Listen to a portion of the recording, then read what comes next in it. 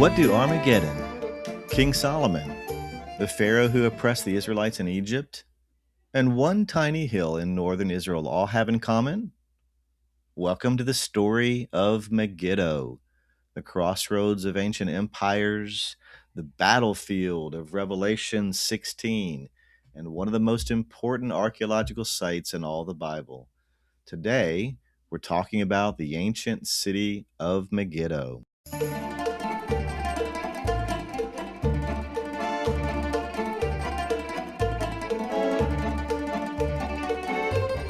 Hi, everyone. This is Dr. Daniel McCabe with Shalom Y'all Ministries. I'm riding solo today. Adam has some responsibilities that have taken him away. Hopefully, he'll be back with us next time.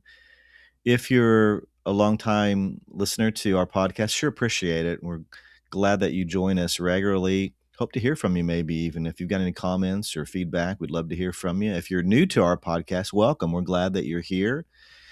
Our purpose is to teach and to encourage those who love the Bible, the land of the Bible, and the people of the land.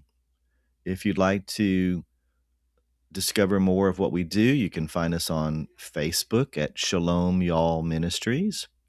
You can also find us on YouTube, where this podcast will be posted later, and on Substack, you can subscribe to our free weekly post. So we write regularly throughout the week. We send out those posts, those articles, every Saturday at 1 o'clock. They're finally posted, and you can receive that in an email. It comes directly to you. So you can sign up for that. If you have any questions about our ministry or things you'd like us to cover, do let us know at shalomyallministries@gmail.com. We'd love to hear from you. Well, I had a trip member this spring who wanted to tour Mount Carmel. And I found myself digging deeper into the story of Megiddo, which sits astride the Carmel mountain range. I've learned so much about Megiddo just even in the last couple of months. I've been to Megiddo. It's an amazing place, and I will share more about that with you in a minute. But before we do, let me at least begin with a trivia question. It's my habit. I love to do that. So, what do you know about the Western Wall in Jerusalem? Well, what happens to the prayers that worshipers leave in the cracks between the stones at the Western Wall in Jerusalem? Millions of people come from all around the world annually to the land of Israel, to specifically Jerusalem, and then the old city of Jerusalem, and then the Western Wall in the old city. And they pray and they leave these prayers. And how are they collected? How are they removed? Well, here are some possibilities. See if you can, in these four possibilities, detect the real one. First, are they removed annually and burned in a ceremony atop the Temple Mount? Or are they removed annually on Pentecost and burned in the Hinnom Valley? Or perhaps they're removed semi-annually and buried on the Mount of Olives? Or fourthly, are they removed monthly and stored in scroll jars, awaiting the coming of the Messiah? Those four possibilities, one in those four is hidden the correct answer. Do you know it? Are they removed annually and burned in a ceremony on the Temple Mount, annually on Pentecost and burned in the Hinnom Valley? Are they removed semi-annually and buried on the Mount of Olives? Or are they removed monthly and stored in scroll jars, awaiting the coming of the Messiah? Think that one over, and we'll have the answer for you later in the podcast.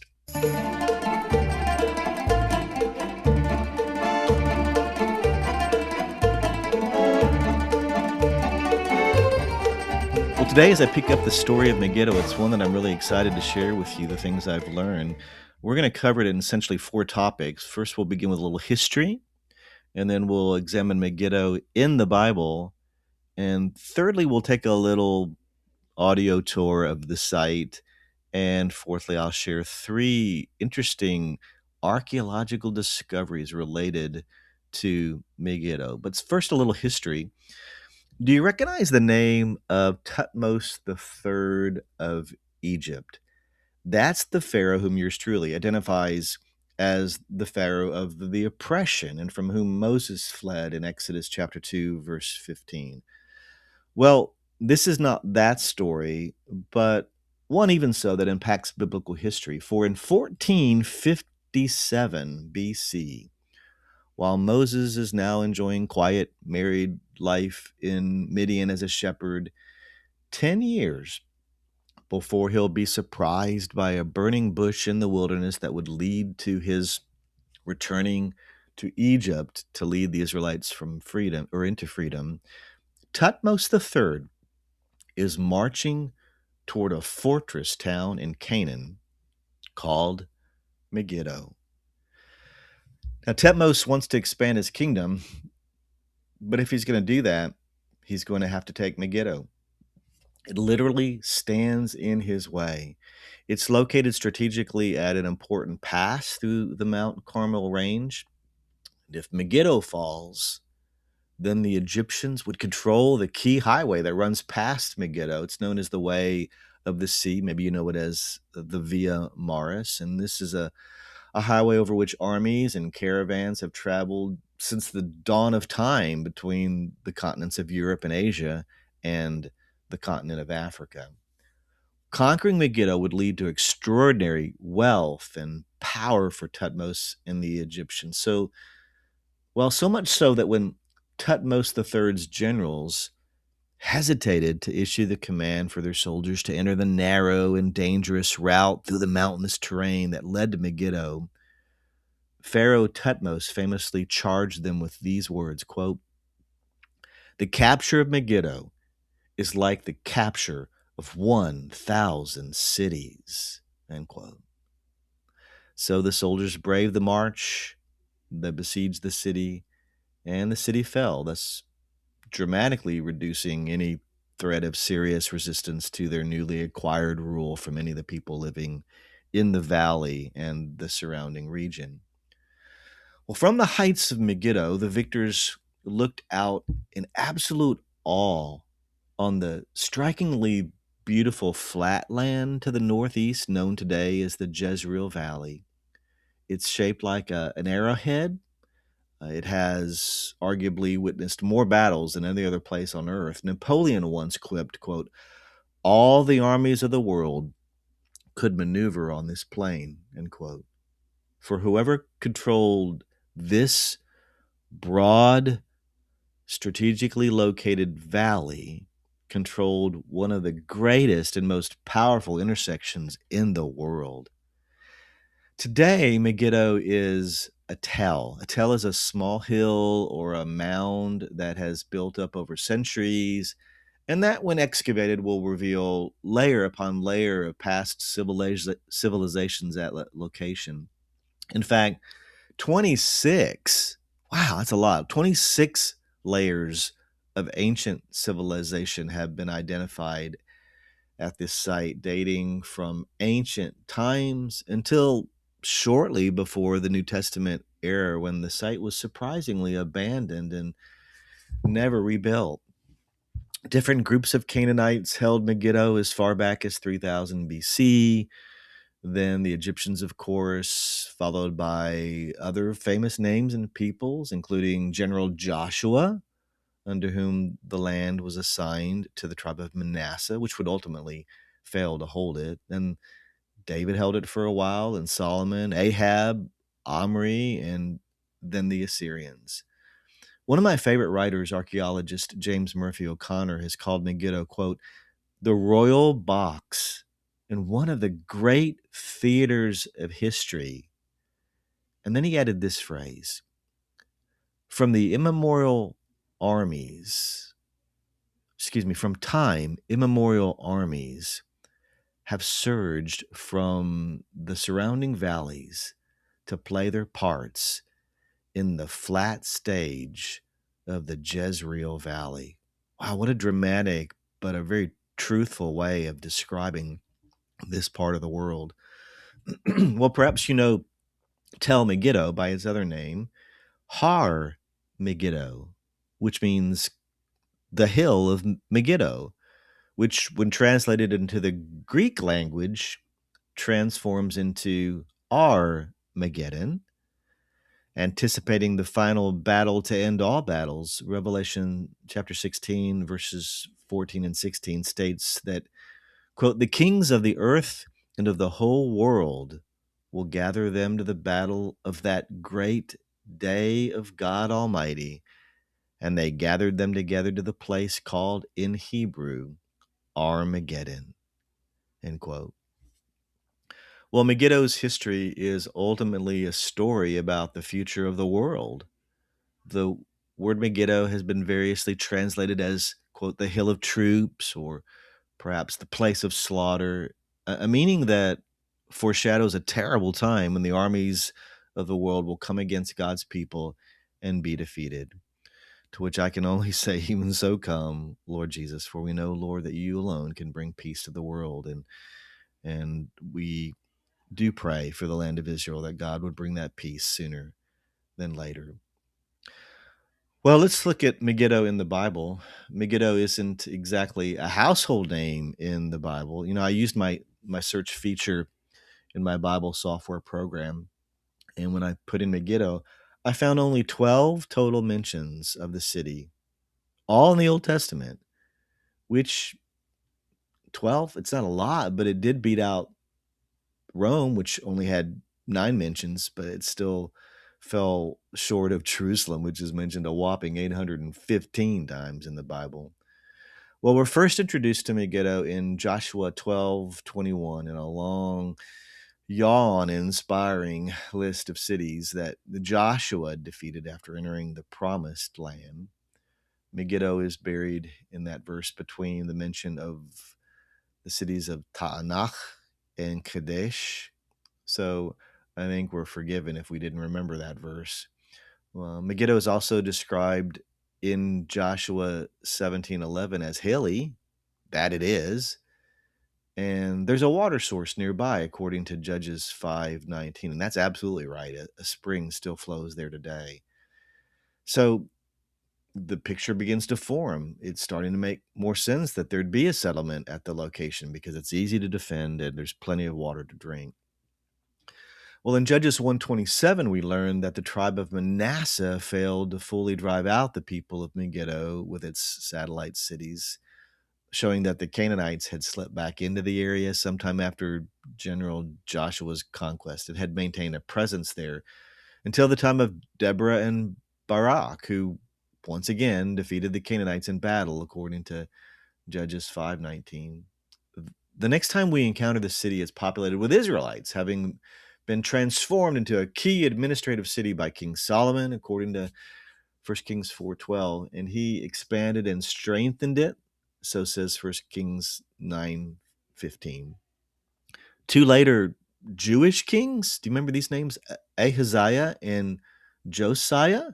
Maybe the latter one's more familiar, but both died at Megiddo from battle wounds. You can read about that in 2 Kings 9, 2 Kings 23, 2 Chronicles 35. But their deaths there highlights the city's military significance. And in the last of the 12 references, the prophet Zechariah associates the plain of Megiddo with a future time of great mourning. You can read this in Zechariah 12:11. It's a time when he says the Jews will, quote, "look on me whom they pierced," as he's quoting the Lord there. Well, the city of Megiddo doesn't show up in the New Testament even one time until you remember that Megiddo is the root word of Armageddon, the battlefield of Revelation 16:16, the mention of which follows these descriptive words of Jesus in Revelation 16:15 when he says, "Behold, I am coming as a thief. Blessed is he who watches." Thus, the Battle of Armageddon precedes the second coming of Jesus, a time when fighting and mourning will come essentially to an end.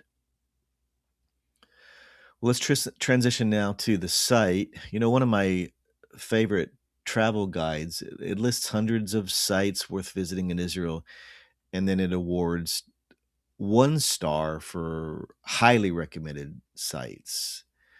And in a list of, I don't know, 250 sites in the book, only 25 get a 1 star.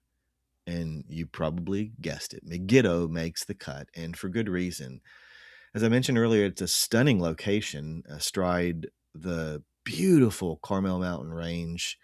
The westerly winds of the Mediterranean Sea will whip through your hair as you stand on top of the tell.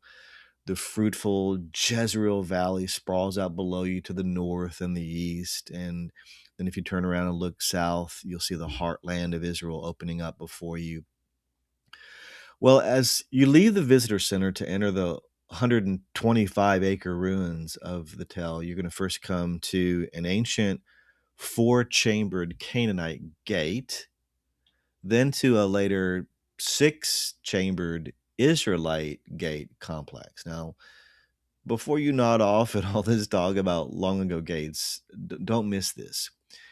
Yigael Yadin, the Israeli archaeologist who excavated the site in the 1950s, a former IDF chief of staff, and the son, interestingly, of Eliezer Sukenik, who was prominent, very prominent, in the recovery of the Dead Sea Scrolls in the 1940s. Well, Yigael Yadin observed that the 6-chambered gate structure looked strikingly similar to the gates at Gezer and Hatzor. And after compiling and comparing the measurements of all 3 gates, it was almost as if they were built from the same blueprints. But this is just what he should have expected, for 1 Kings 9:15 notes in one of those easy to fly right by verses that King Solomon built all 3 cities. Yadin would later write in an article for a biblical archaeology reader that, quote, "This fact confirms quite clearly the biblical narrative," end quote. And once again, to that I would say, it's amazing. The Bible, once again, shines bright and truthful. Well, there's no time for a thorough tour of the site unless you come with me next time we tour the Holy Land. But let's take a quick lap of the site even so and take in the highlights. After you leave the gate complex, you can follow the path clockwise to reach. First, you'll reach the northern stable, as it's called. There's also a southern stable, which housed perhaps as many as 150 chariot horses, which are referenced or suggested by later biblical and Assyrian sources. Though admittedly, some argue that these stables are actually, well, they're not stables, they're storerooms, but even so, the consensus seems to be largely that they are stables, and that does fit the biblical and historical narrative. In any event, after we leave the stables, then we come to a palace of Solomon. At least it was so identified by Yadin, and then past a large Canaanite altar, perhaps used for both animal and human sacrifice. And then next you'll come to a massive grain silo with several dozen descending steps, and then past another palace dating perhaps to the time of Solomon, and past the aforementioned southern stables until finally you come to one of the crowning achievements of the inhabitants of Megiddo, which is an underground water tunnel that brought water from the nearby spring into the city, enabling them to withstand any siege. I definitely think that's worthy of a 1-star recommendation for those of you with a bit of an archaeological bent. Let me close with the mention of 3 important archaeological discoveries that are related to Megiddo. The first one, well, the first mention of the city of Megiddo appears on the walls of the Temple of Karnak in Egypt, describing Pharaoh Tutmos III's victory over Canaanite forces at Megiddo, which we can date that battle to about 1468 BC. The carved inscription reads, in part, quote, "His Majesty set forth in a chariot of fine gold, adorned with his accoutrements of combat. His Majesty's army was at a hill south of the Kena Brook, and the northern wing was to the northwest of Megiddo, while His Majesty was in their center. Thereupon His Majesty prevailed over them at the head of his army." Wow, what an inscription that goes so far back in time to the very first mention of the city of Megiddo. And then the second archaeological discovery that I'll mention, it's a seal, S-E-A-L, from the time of King Jeroboam II. It's been found at Megiddo, and it's inscribed with the words, quote, "belonging to Shema, servant of Jeroboam," end quote. The seal depicts stunning, just a majestic looking lion roaring, and probably dates to the time of King Jeroboam of Israel, who reigned in the 8th century BC. You can read about him in 2 Kings 14. And although seals belonging to Berechiah and Jeremiel have been discovered by archaeologists, and you can link them back to passages in Jeremiah 32 and Jeremiah 36. Unfortunately, we don't know the identity of Shema. Still, it's quite a find. And then thirdly, a fragment of the Epic of Gilgamesh has been found at Megiddo. Now, we've talked recently about the Epic of Gilgamesh here in our podcast and also in some of the posts that we've done. To refresh your memory, the Epic of Gilgamesh, it's a very early, perhaps like 1800 BC or even earlier, very early Babylonian story, epic story that in part talks about a global flood. The official website of Tel Aviv University in Israel wrote about this find, and it said, quote, "This is the only first-class literary Mesopotamian text ever to be found in Canaan." So it's very unusual to have been found there. Discovered at the Tell in the excavations of the 1950s, this clay uniform tablet over which the professors of Tel Aviv University are gushing, it preserves 40 lines of the story of the Epic of Gilgamesh. 40 lines. They're broken, but it's still fascinating. And it dates to approximately, watch this date, 1400 BC. I date the arrival into the land of Israel at 1406 BC. So what a coincidence there. What a connection. Now, it's written in Akkadian, which was the language of Babylonia in those days. It describes the hero Enkidu's decline and deathbed. So it's near the end of the story of the Epic of Gilgamesh. It doesn't mention, however, any portion of the flood account, but it's still fascinating that it shows knowledge of this renowned Babylonian epic, even inside Canaan. So we've discovered Megiddo's history. We've walked through the Bible verses that mention it, taken a very quick tour of the site. And then finally, these last three archaeological sites. Does any of that make you want to travel with us to the Holy Land one day and see it all for yourself? Sure hope so. We'd love to take you, as Adam always says, when the time is right.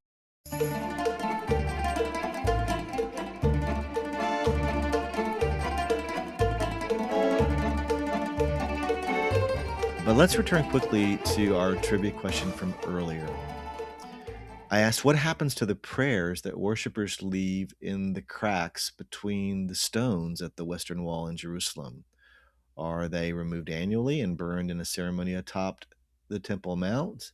Are they removed annually on Pentecost and burned in the Hinnom Valley? Are they removed semi-annually and buried on the Mount of Olives? Or are they removed monthly and stored in scroll jars awaiting the coming of the Messiah?